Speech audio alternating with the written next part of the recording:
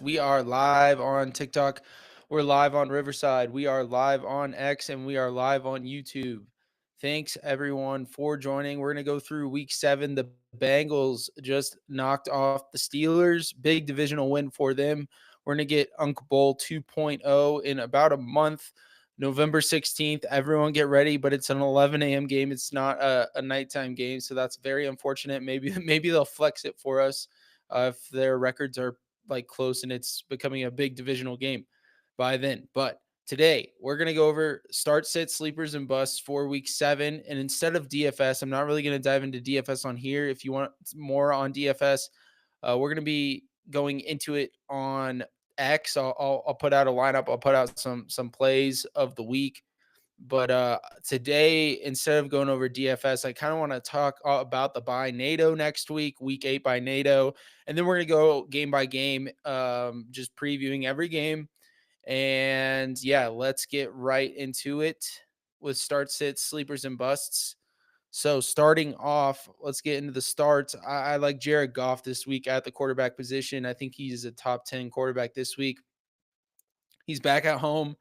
The Lions have only had 2 dome games this season at home, so Goff is averaging over 30 points per game in those dome games at home in Detroit. And the Tampa Bay defense, they just the Tampa Bay defense really hasn't done well against the pass these last 2 weeks.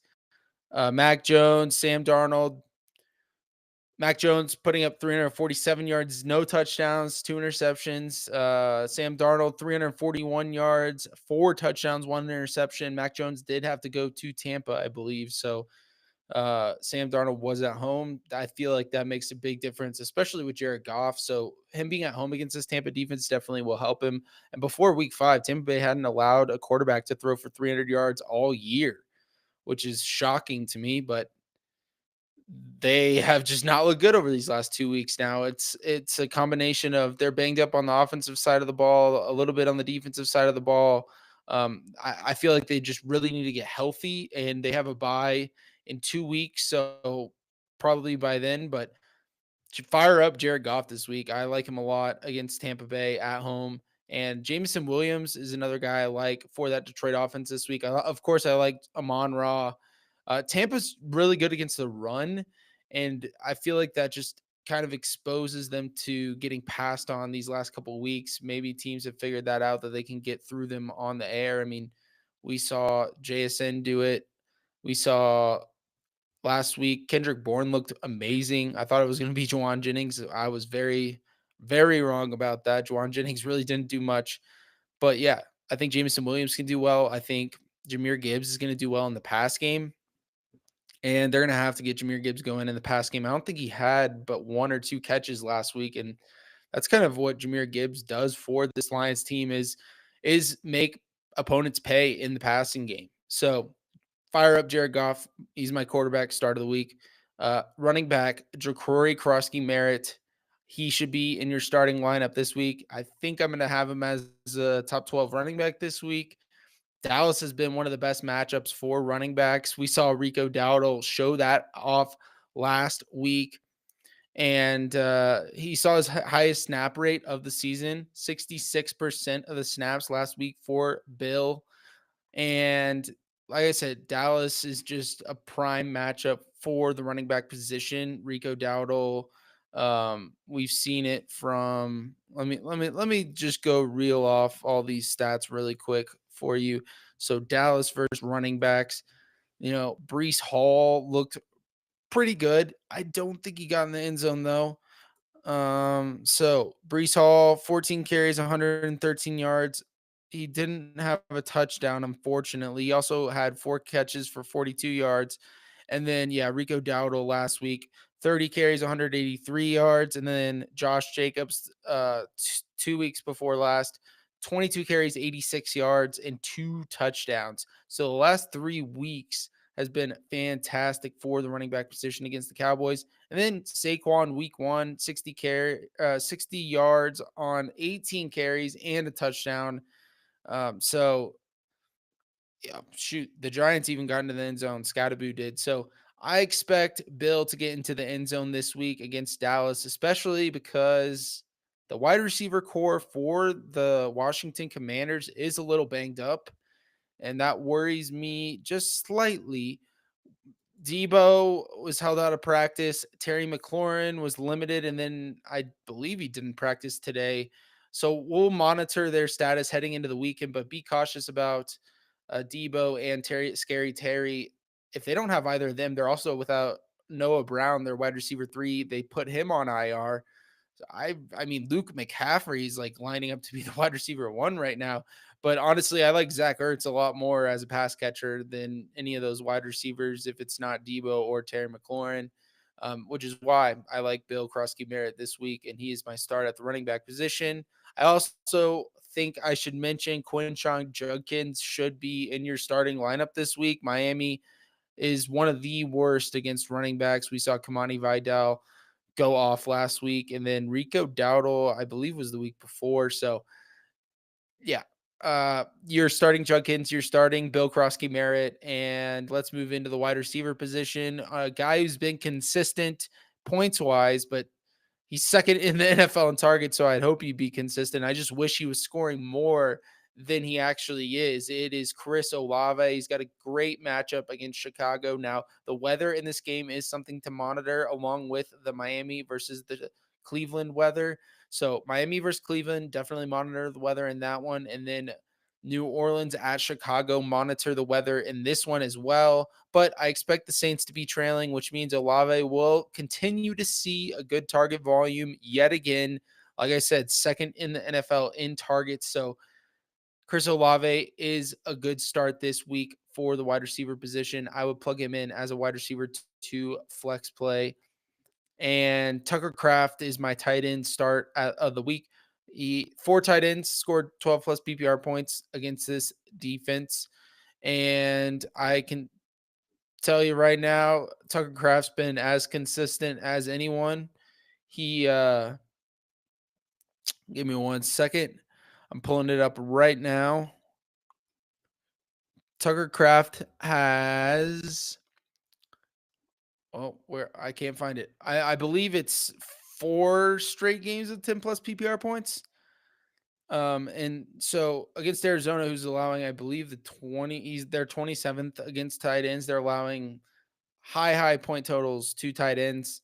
I believe he's going for 10 to 12 points easily this week, and he has that upside to get you the 20, possibly 30-point game. We saw him go off earlier this year with, I believe he got to 30 points. And I'm pulling that up right now. I'm pulling up his game log so we can see what he's done. But as we go into that, I'm going to talk about Debo. Like I said, monitor his injury status. He has a fantastic matchup at Dallas. But if Terry McLaurin can't go and Debo is able to go, I think he's a top 12 wide receiver this week, probably a top 10 wide receiver this week. There's a slight chance Debo and Scary Terry could both be out, which, like I said, plan accordingly. Could be Luke McCaffrey running in there as the wide receiver 1.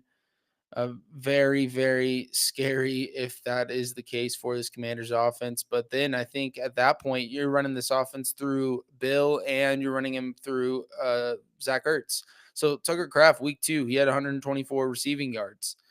I believe he has the potential to do that this week. You know, it's very inconsistent with the pass game of the Green Bay Packers. It's either a wide receiver, a running back, or a tight end that is the leading receiver. Week 1, Dobbs was the leading receiver, and then Kraft was week 2, Golden was week 3, Jacobs was week 4. Week 5, they had a bye, and then Golden was back again, the leading receiver in week 6. So who's going to be the leading receiver in week 7? Is it going to be a random receiver like Dobbs or Golden, or is it going to be Tucker Kraft, who should thrive in this matchup at Arizona? And we will see, but I think you fire up Tucker Kraft. And before we get into the sits, let's go over some questions from the listeners. So give Jonathan Taylor for Jahmyr Gibbs and George Kittle. If you need a tight end, I would definitely give Jonathan Taylor for Jahmyr Gibbs and George Kittle. I like Jahmyr Gibbs rest of the season. Fannin or Otten, That is a tough one, but I'm going Fannin this week. I know the weather is something to monitor, but if the weather's bad, they're going to want short area targets, and Fannin's going to be the one. So, yeah, go that. Thank you for the follow, Brooklyn. And Shaheed or Dobbs for the flex. I'm going to lead Romeo Dobbs. He's a safer floor. Jordan Love looks for him more often. Shaheed's kind of a boom bust deep threat that kind of relies on the Rattler deep targets. Tua or Caleb for the start. I'm going Caleb Williams this week. I think he has a fantastic game and he's a top 10 quarterback this week for me. So I would go Caleb Williams over to Tagovailoa. Like I said, both games definitely monitor the weather throughout the week. Kevin Roth has a great site, rotogrinders.com. You can search for the weather. Kevin Roth does a great job providing weather data for these games and providing whether you should be concerned or not and everything that it entails. So definitely give Kevin Roth a follow on X and go look at the Roto Grinders website for the weather forecast for all games this week. AJ Brown or Keenan Allen to start. I would go Keenan Allen. Wandale or Dobbs. I would go Dobbs. Um, I think you bench Waddle if you have someone better. I would start Ja'Cory Krusky Merritt over Jalen Waddle this week for sure. Kai, I would start Ja'Cory Krusky Merritt over Jalen Waddle. Let's move into the sits, guys. Thank you for the questions. Jackson Dart is my quarterback sit of the week. I had Justin Fields as a bust last week, mentioning that Denver last week limits rushing quarterbacks. However, Justin Fields did run for the most yards against Denver last week, but they've played Herbert, Hurts, and Daniel Jones. None of them got over 10 yards rushing. They played Fields last week. He finally got over 10 yards rushing, but he was only limited to 31 rushing yards, and he was only quarterback 30 on the week. So I'm not sure how this Giants O line holds up against the league leader in sacks and Nick Benito. So definitely something to watch. And I expect a lot of defense in this one. So not much scoring. Pat Surtain is going to have either Wandale or Darius Slayton locked down on the outside. So that concerns me for Jackson Dart. Maybe they can get the run game going with Cam Scatterboo and Jackson Dart on the read option, but I don't like this one at altitude in Denver. It doesn't warrant a start for me for Jackson Dart. I think he deserves a bench. Now, if you're playing a two quarterback league, super flex league, he may be able to be in there as a quarterback too, but limit expectations this week. This Denver defense is no joke. Nick Benito can get home to the quarterback as we've seen all season. Like I said, he's leading the league in sacks. So be cautious about starting Jackson Dart this week. I'm definitely not. He is a sit for me. Running back Tony Pollard is another sit for me. He's got a tough matchup against the New England Patriots, who have pretty much stifled the run all year. And last week, Tajay Spears outsnapped Tony Pollard. So I would sit him if you can. I like the way Tajay Spears is moving up in this backfield with the new coaching staff. I'll mention him in the sleeper section. Next up, wide receiver Jacoby Myers is another sit. He's been a sit on here quite a lot these last couple weeks because not only has he been inconsistent this year, I just don't think he likes being in Las Vegas. The trade rumors are swirling around. Does he get moved to Pittsburgh? Does he get moved to back to New England? Where is he going to go? It's going to be interesting to see. I do see Jacoby Myers being on the move in the next couple of weeks. The trade deadline is November 4th. He was a sit last week for me. He's so tough to trust week in, week out. I don't like this past game at all. So I'm sitting Jacoby Myers this week against Kansas City, even though he did fare well last year in his two matchups against Kansas City. I believe he's gotten over 14 or 15 PPR points in both of those outings last year. Another player that used to be teammates with Jacoby Myers, tight end Hunter Henry. He's got a tough matchup against Tennessee this week. I don't expect the Patriots really to throw the ball a lot, which is why I'm trying to avoid Hunter Henry this week. I think they're going to lean on the run game. Hopefully, Travion Henderson and Ramondre Stevenson get going, but hopefully, Travion Henderson especially gets going. Drake May has looked for Stephon Diggs, Kayshon Boutte, Demario Douglas. Last week, all three of them looked pretty good, except for, I guess, Stephon Diggs didn't look good last week. He looked good the week prior. But I caution starting Hunter Henry at the tight end position. I would rather start a guy like Mason Taylor, and we're going to get into Mason Taylor in the sleeper section. I would also start Evan Ingram over Hunter Henry. pull up my week 7 tight end rankings at the moment. As of Thursday night, as we're recording this, I've got Hunter Henry as tight end 20. I like Michael Mayer at tight end 19, Oronde Gadsden at tight end 18 over him. I like Zach Ertz, Harold Fannin Jr., K. Dotton, Evan Ingram, and definitely Mason Taylor over Hunter Henry. So let's move into the last sit of the week, and it is Devontae Smith facing a Minnesota defense who's number one against wide receivers this year. In this passing game has been inconsistent. I wouldn't really put the inconsistency on the pass catchers, more so the quarterback and the play caller. It's very frustrating having Devontae Smith on your fantasy team because Hurts missed him last week against the Giants on an 89-yard touchdown that had a fantastic no one near him. Fantastic route by Devontae Smith. I mean, you can't ask for much better out of your wide receiver, but I'd be cautious at starting him this week against the Minnesota Vikings. That is my sit at the wide receiver position along with Jacoby Myers. And then before we get into the sleepers, let's go back in for some listener questions. Um, so start Rigo or Hubbard this week in fantasy. It depends on if I guess who's going. Like, is Rico gonna get the bulk of the carries if Hubbard's out? Of course he is. So if one of them is confirmed out, which Hubbard would be the one, then I would start Rico for sure. But if they're both in, that's a tough one. I would still lean Rico over Hubbard, but that's a tough one. Scottaboo for Ja'Cory Krosky Merritt. I like that trade. Krosky Merritt's got a great schedule coming up. Um, I haven't really looked into Scottaboo's schedule, but I know Krosky Merritt has a great schedule. I have him on multiple rosters, and I'm starting him over the next couple of weeks. Trade White and Worthy for Sutton. If that's Rashad White and you don't need him, I'm down. Yeah, I like that. I like that trade a lot.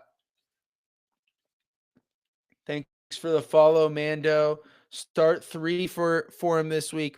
Mike Evans, Rashee Rice, Quentin Johnston, and Devontae Adams. I'm going to lean Mike Evans, Rashee Rice, and Devontae Adams for you this week, Mando.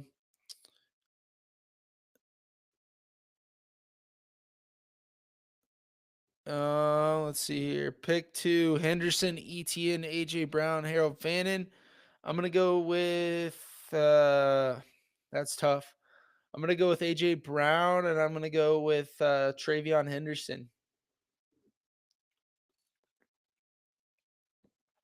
I worry about Etienne this week, and we're going to get into Etienne in the bust section. Start Laporta, Kelsey, or Waller this week. I'm going Sam Laporta this week. Sam, definitely start Laporta. All right, let's get into the sleepers, guys. We'll get back to the questions in a little bit. This sleeper quarterback is something that was interesting before the bye. Watching this guy play, he did very well. CJ Stroud of the Houston Texans. But the one thing I always worry about with Houston this year, especially even last year, is their O line protecting CJ Stroud.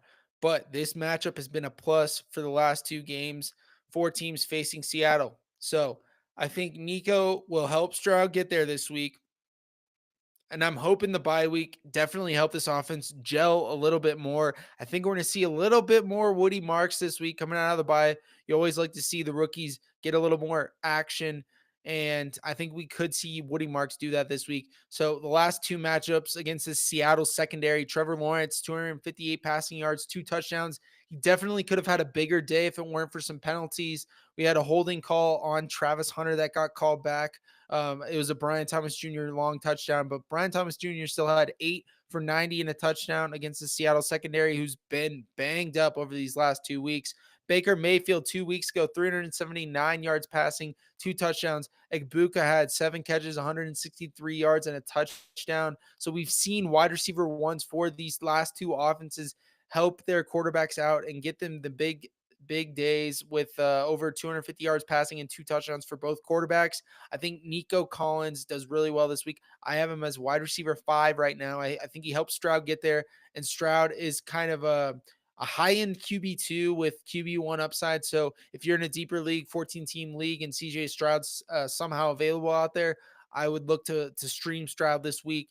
Now, not a lot of bye weeks this week. You only have Lamar Jackson and the Ravens on bye, and then you have Josh Allen and the Bills on bye. But next week we're going to get into that, and the bye NATO is coming. Running back, my sleeper running back is Tajay Spears. So I said I don't like Tony Pollard. Well, I don't like Tony Pollard because he's more of a running down back. He's not in there on the passing downs, as we saw last week. Tajay Spears outsnapped him. Trailing game script is expected in this one for the Tennessee Titans. I expect Spears to outsnap Pollard yet again, and the firing of the head coach may rejuvenate this offense just a little bit. I think Tajay Spears is still a desperate flex play. I think he takes over the backfield soon, and maybe it's this week. He's definitely better in PPR leagues. I wouldn't start him in standard leagues just because he can get the majority of his points through the passing game, through catches. I also mentioned Woody Marks earlier, talking about CJ Stroud. I think he is a good streamer as well if you need a flex play this week. But yeah, both Tajay Spears and Woody Marks definitely better for PPR this week. Wide receiver, this is going to be an interesting one. He's back from injury this week.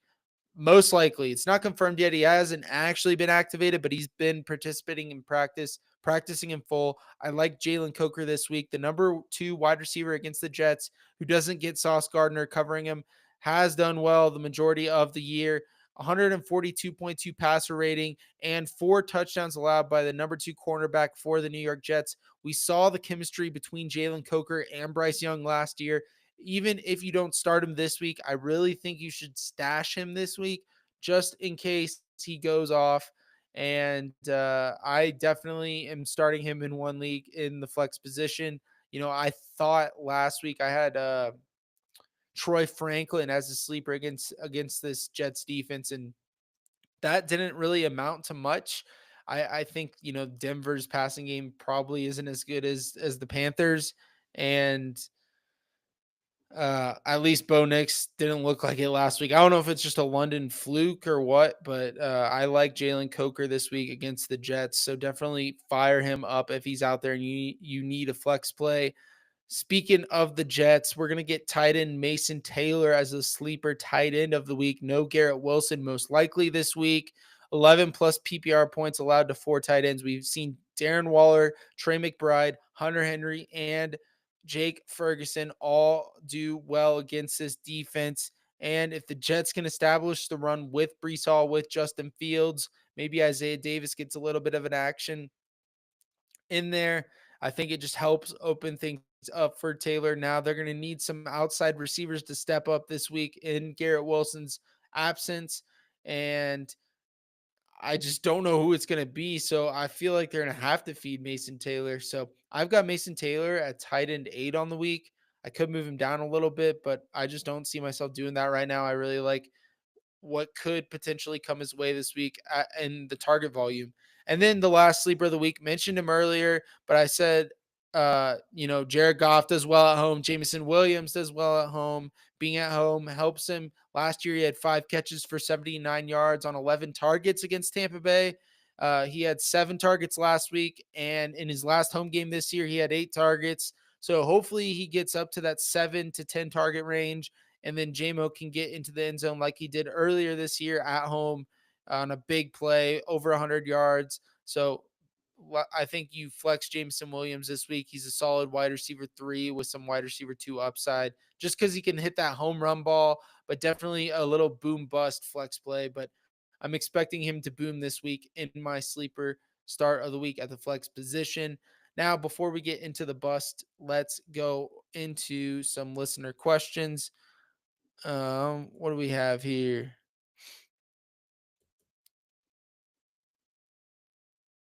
All right. Yo, what up, Roy? Roy is chiming in for YouTube from YouTube. What up, Roy? All right. Before we get into bust, what do you guys got for us on TikTok?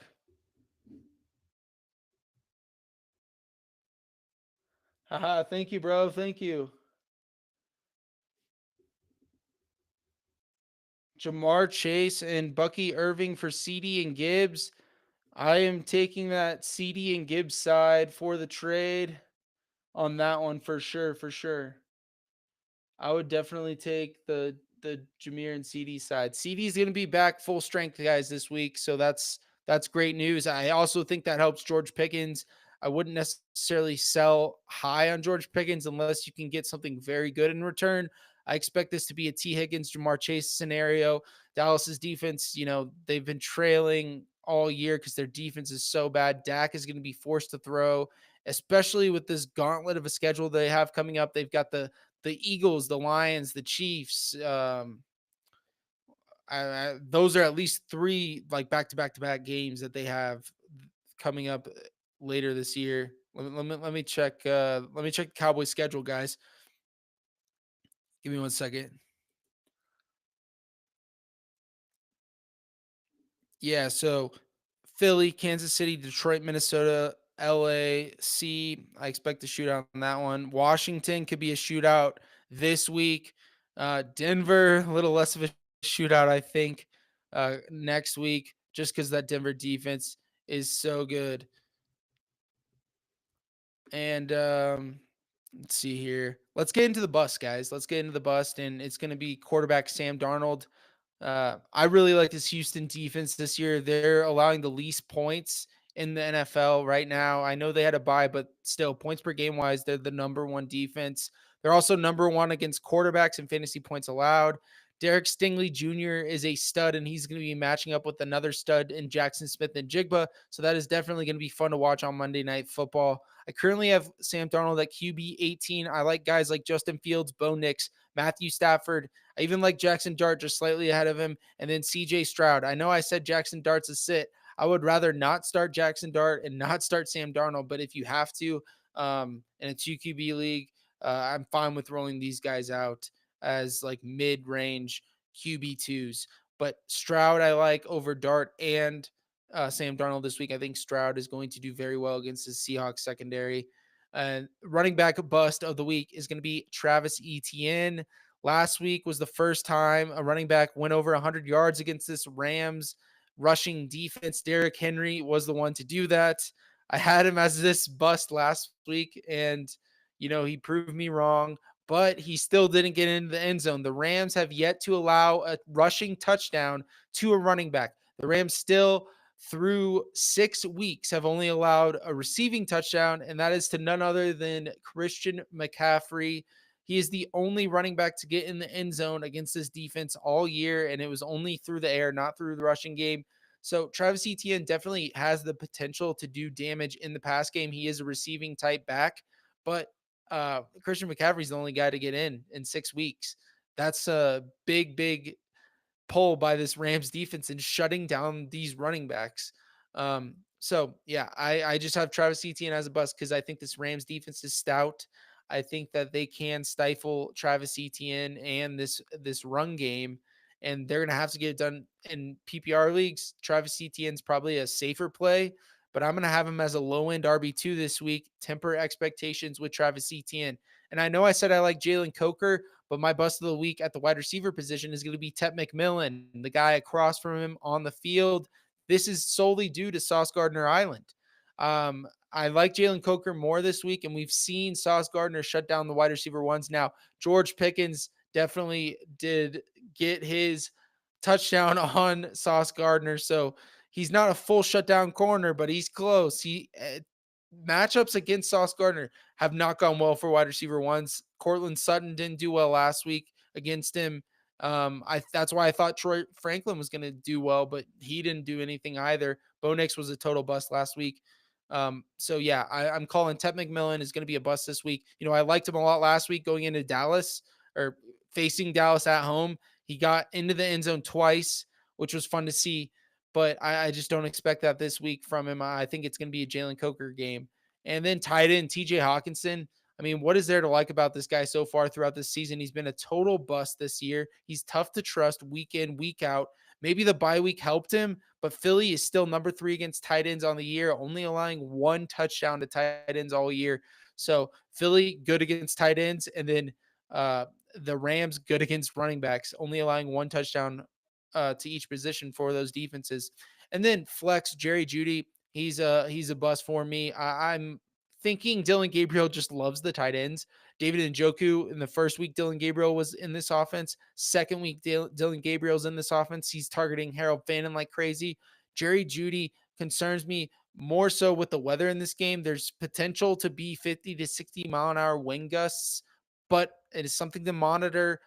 I'm not saying these busts are must sit, but definitely monitor this for sure. And that's going to do it for start, sit, sleepers, and busts. Let's get into some more questions from you guys on TikTok.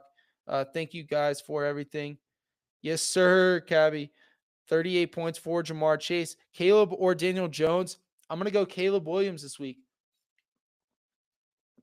I have him as a top 10 quarterback this week. Start Olave or Kamara. I'm starting Olave over Kamara. Xavier Worthy or Stephon Diggs. It's going to be Xavier Worthy for me.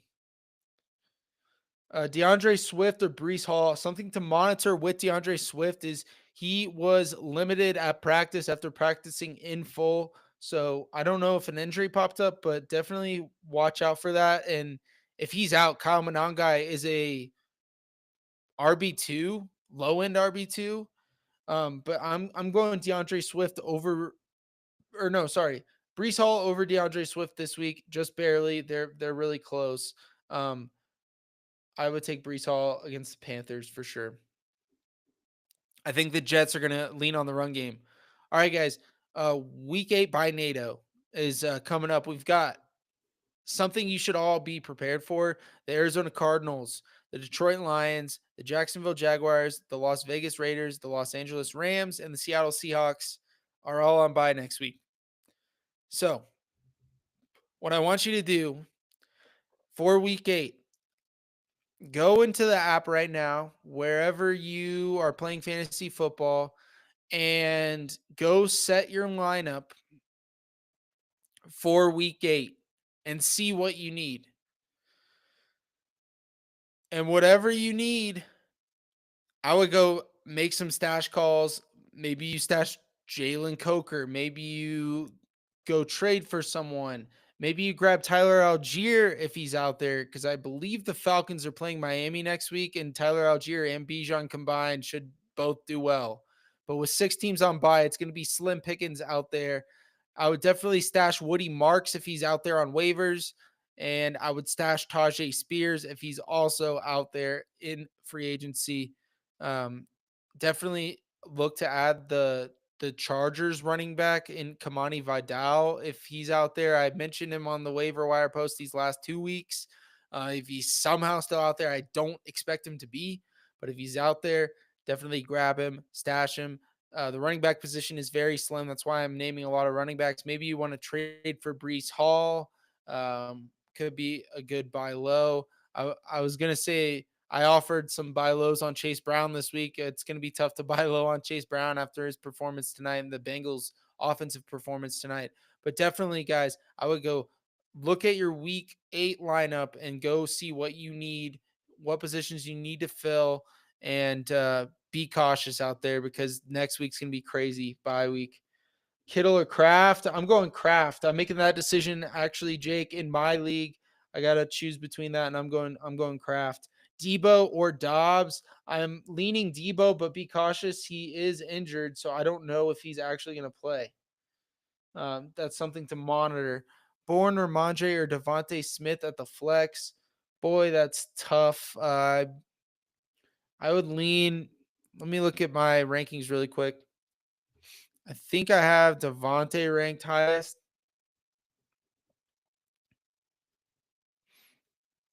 I have Devontae Smith and Kendrick Bourne back to back. Um, Kendrick Bourne gets a boost, I think, if Brock Purdy's playing.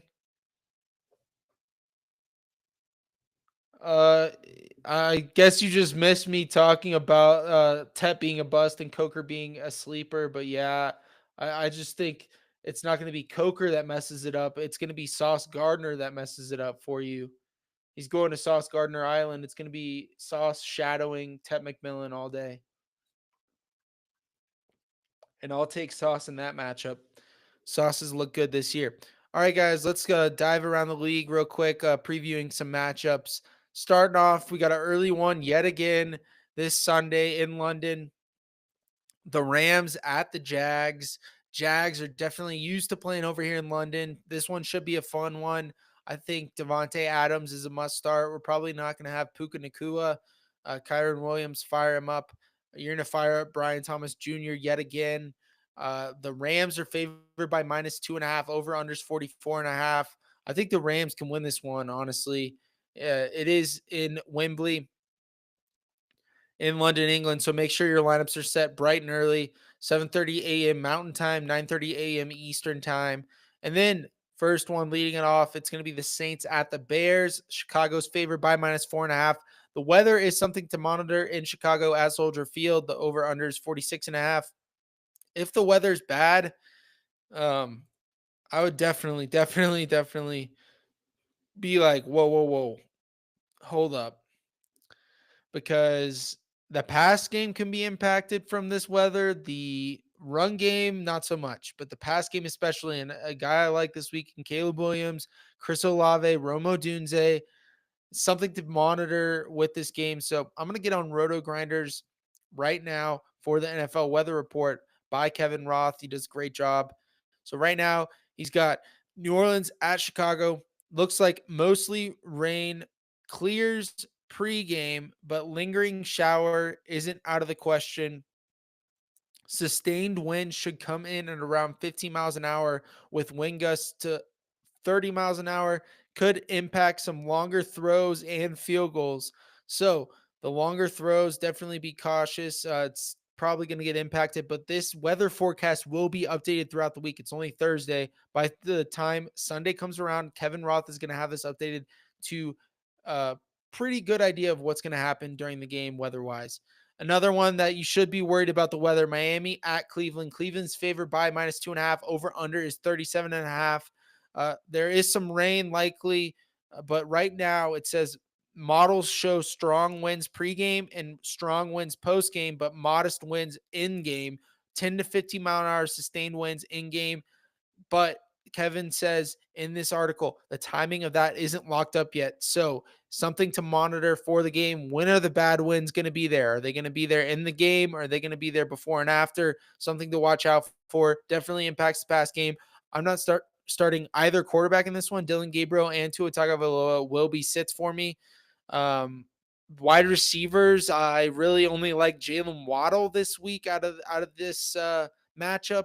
And then Quinshot Judkins is a must start. Devon Achane is a must start for me. Both of those must start running backs, top 10 running backs this week. New England Patriots at the Tennessee Titans is another early window game. New England's favored by -6.5. Over under is 42.5. I like the Patriots in this one. Variable revenge game. I don't think the Patriots lose this game, even though the Titans just fired their head coach. I still think Vrabel wants revenge on this franchise for firing him, and he's going to show them why it was a bad decision for them to fire him, even though I know they're already thinking it was a bad decision because they just fired the head coach that they hired in his absence. And the Titans could push this. I think Titans plus 6.5 is definitely in play here. I expect this probably to be a close game, but New England comes out on top. I'm starting Drake May in this one, no question about it. I'm not really liking any of the Titans, honestly. Uh, the only one I kind of see some upside for as a sleeper play, as I mentioned earlier, is Tajay Spears. But Tony Pollard's a sit. Cam Ward's a sit. I don't know. Calvin Ridley, is he going to play? I'd still sit him against Christian Gonzalez most likely in this matchup. So it's tough to trust the Tennessee Titans side of the ball, but the Patriots side of the ball, hopefully TreVeyon Henderson can get going finally this week, week 7. Everyone's been waiting for to see it, but I don't know. I hope it happens. The next one up, return of Rashee Rice, the Las Vegas Raiders at the Kansas City Chiefs. -12.5 for Kansas City. Over under is 45.5. I definitely expect the Las Vegas Raiders to cover this. Plus 12.5 seems like a lot for a divisional game. It is in Kansas City though, and I don't know. Maybe the Kansas City defense shows up and Rashee Rice. I know this offense can do. They've done well throughout this year already, but with Rashee Rice back, I think it propels them to another level. So they'll have Rashee Rice in the short, intermediate passing game, and then along with Travis Kelsey, and then you got the deep shots you can hit with Marquise Hollywood Brown, and you can hit it with Xavier Worthy. So and Tyquan Thornton's come along this year as a good wide receiver. So I think Kansas City gets this one done, but don't be surprised that the Raiders push them a little bit in a divisional matchup. Divisional matchups always seem to be played it closer. 12.5 points is a lot of points for the spread. Next up, another one in the early window, the Eagles at the Vikings. This one should be low scoring. Over unders 43.5. Philly's favored by -2.5. The Vikings are coming off bye. I don't know who's going to start at quarterback for them, but you're starting Justin Jefferson regardless. I think Jordan Mason is a solid start this week as a low end mid range RB2. Um, and then Philly, I mean, it's going to be tough to trust Devontae Smith and AJ Brown this week, but I would be comfortable starting AJ Brown as a wide receiver 2 flex play.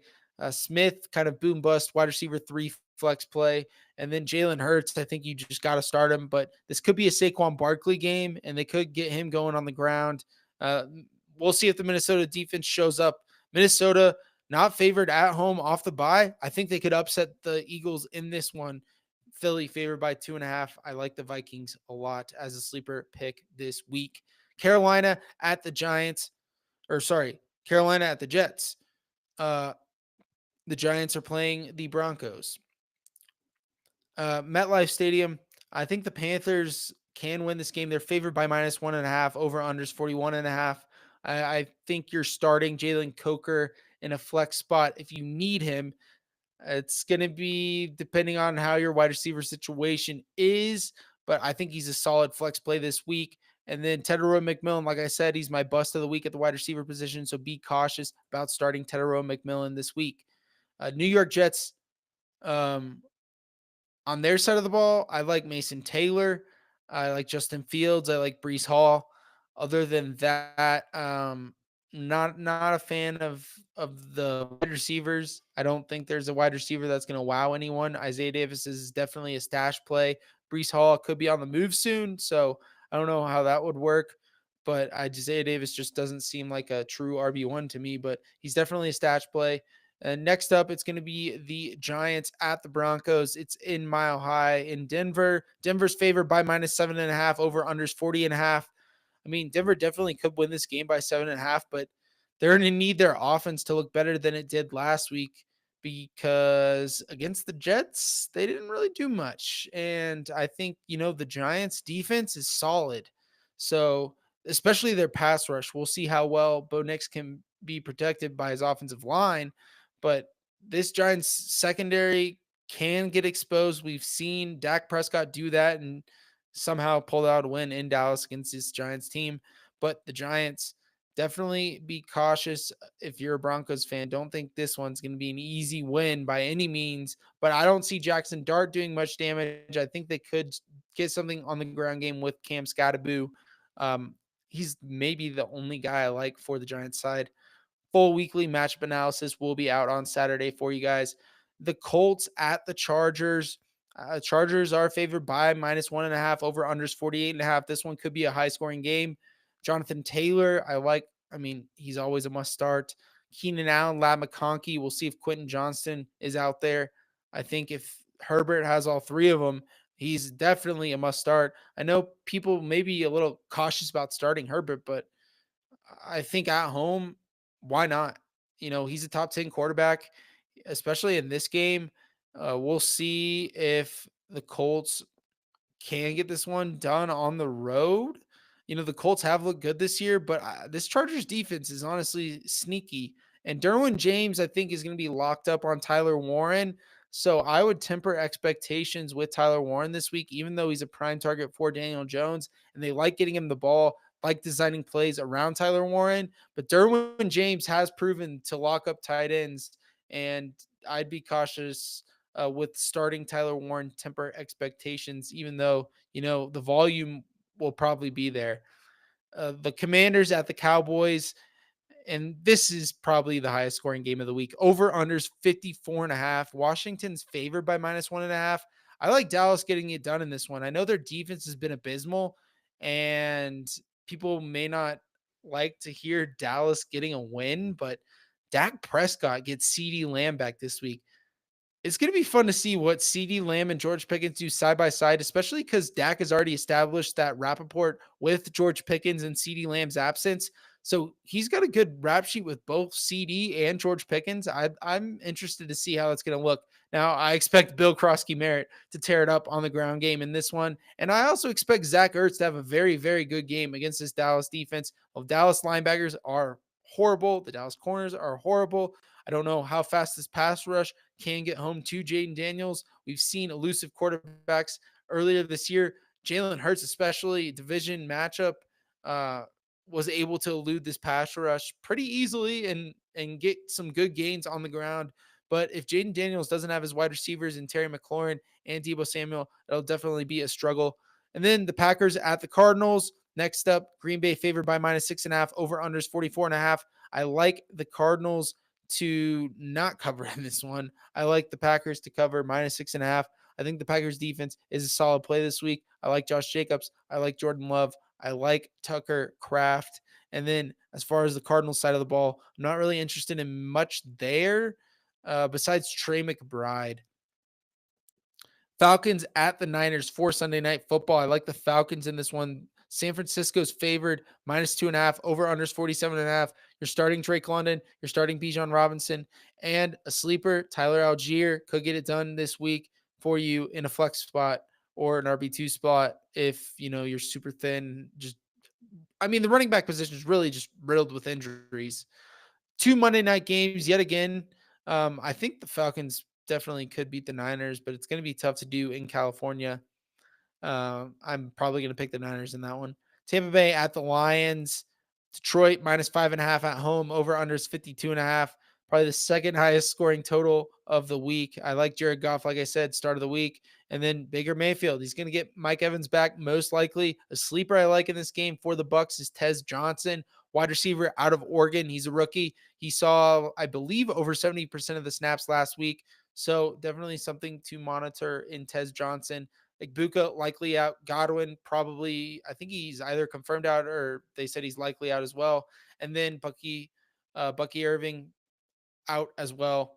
Uh, the second Monday night game, Houston at Seattle in Washington. And Seattle's favored by -3.5, over unders 41.5. This could be a defensive showdown. Both defenses have proven to be very good, but I like CJ Stroud with the banged up Seahawks defense in this one as a sleeper.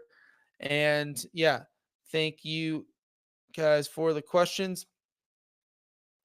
We're going to get to them in a second. And I think Houston can win this one. Honestly, on the road should be a sneaky one. All right, guys. Let's answer some questions.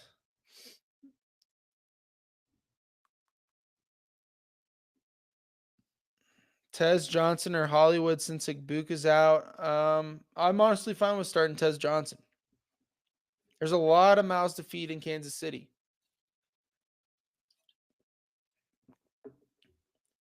Jamar Chase is him. Who do you think gonna beat them Bengals? Nobody. You think you should sit? Depending on who you have, but he's not a must sit. He's just on my bust. Chino. All right, guys. Thank you all for listening on X. Thank you for listening on YouTube. Thank you for joining on TikTok. We're going to continue the live on TikTok. If you have any questions every Thursday night, I'll be answering them on TikTok live. So thank you guys for tuning in to the BA Sports Podcast, Week 7 fantasy preview for the NFL. And be cautious about Week 8. Rasheed Rice is back. CeeDee Lamb's back. It's going to be a fun Week 7. Should be a lot of points in the Commanders-Cowboys game, so look forward to that. Hope you all have a fantastic weekend and enjoy this Week 7. Get ready for Buy NATO Week 8. Bengals win. Joe Flacco propelled them to a victory, so quite the show with the Unk Bowl. We get it back in a month. Have a good night, everyone listening live, and have a good weekend if you're listening on the audio side. Make sure to subscribe to the BA Sports Podcast on all podcast platforms. Rate us 5 stars. Leave a comment. It really helps the audience grow. And